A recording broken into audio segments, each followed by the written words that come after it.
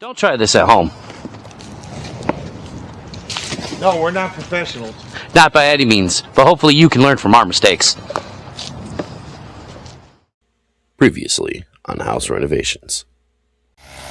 So in everything we were trying to do to avoid hitting the house, we wound up hitting the house. So, welcome back to House Renovations, Chapter 6. Now, no Kitten Coalition today because this is what we call the emergency episode. Let's get straight into it. Good morning, guys, and welcome back to House Renovations, Chapter 6, the emergency episode. Why is today emergency episode? Well, the old man, first off, took off of work. It's a Tuesday. This is completely unheard of, but the reason he took off is this. Yeah, remember, yesterday the tree didn't go the way we wanted it to, and now we got to get it off the roof and off the house and repair whatever's there. So, let me quit yapping, and I'll see you guys when we get to work.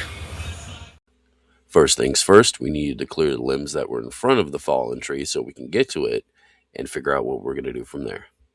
So, old man, what do you got in your hand there? Limmer. Battery powered limmer. See, guys? Bauer, Harbor Freight.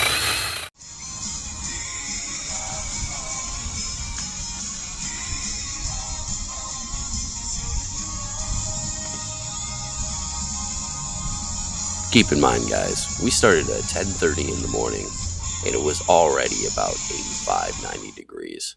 So it was very hot and a very long day.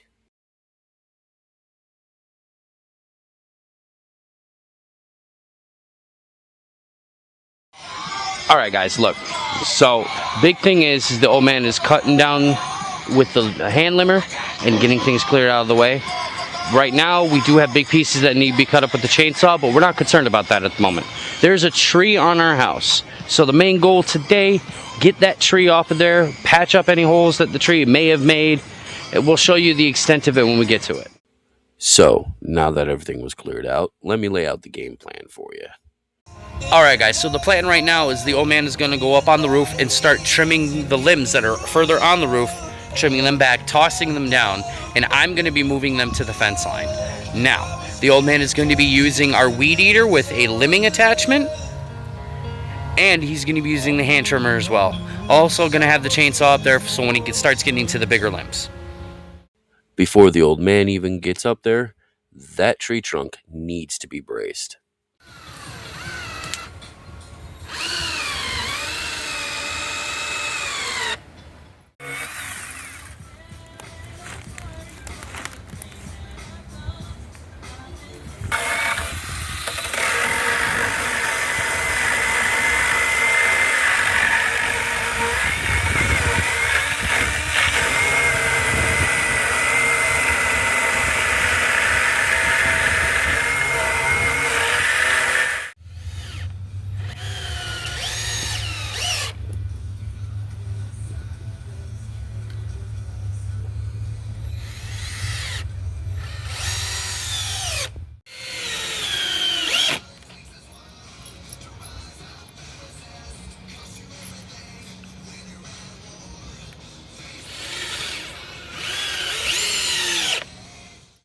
So, to show you guys how precariously placed this tree actually is, if you look right here, there are logs that were cut off the tree from limbs that it is balancing on.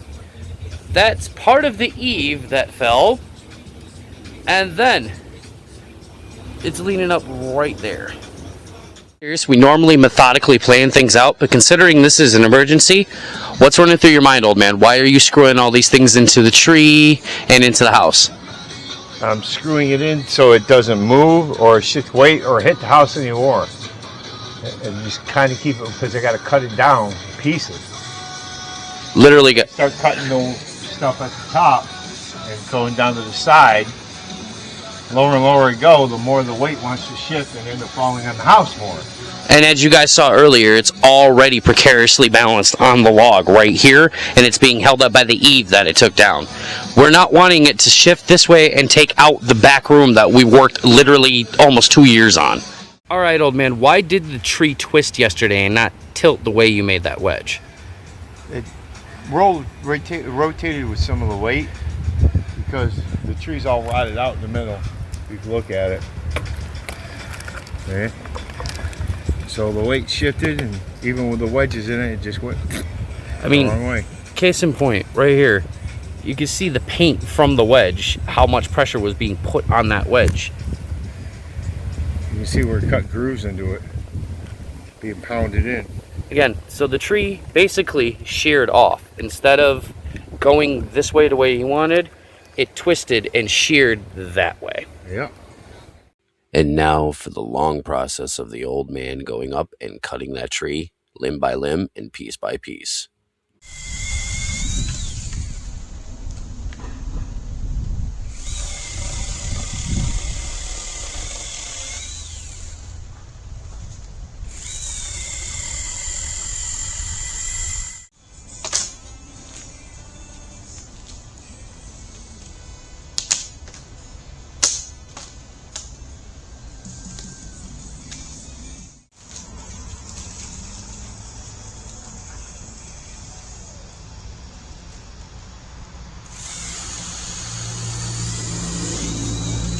As you see, the old man has Old Faithful and is cleaning as he goes. Because remember, one small slip on any of that debris and sawdust or anything like that, and he's going right off the roof.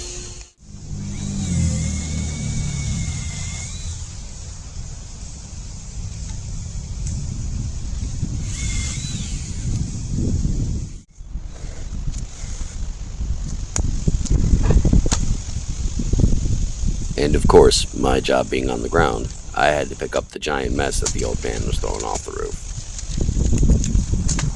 And at this point, the old man had switched to using the weed whacker with the limbing attachment.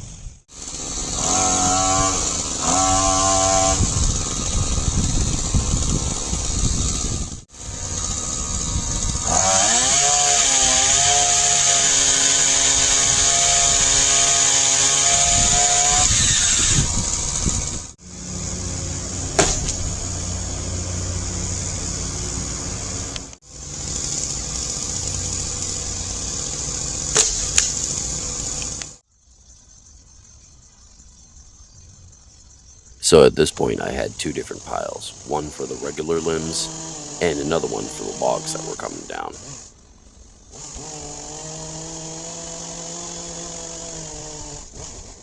Now that the overhang was taken care of, it was time for the main event, starting to cut down that trunk piece by piece.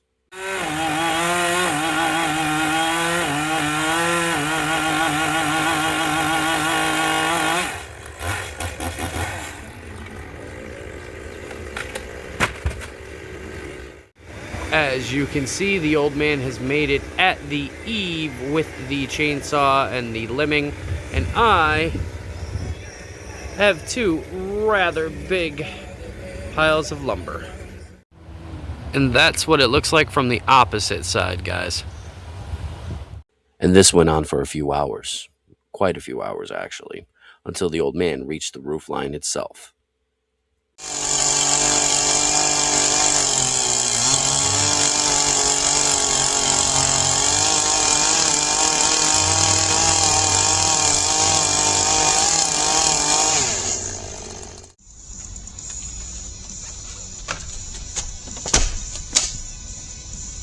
Damn, I felt the vibrations from here.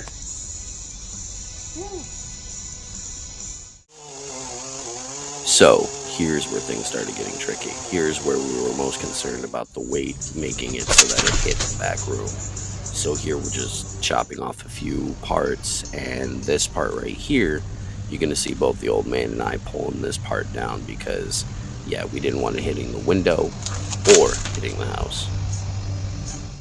And now it's time for the main event, bringing down the actual trunk itself.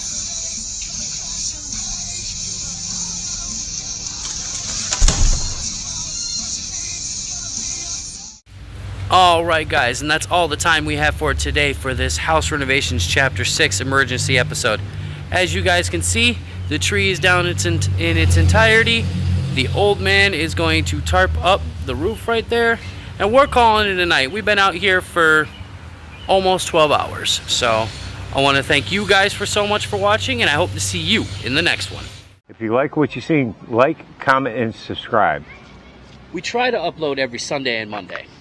And always remember to work smarter, not harder.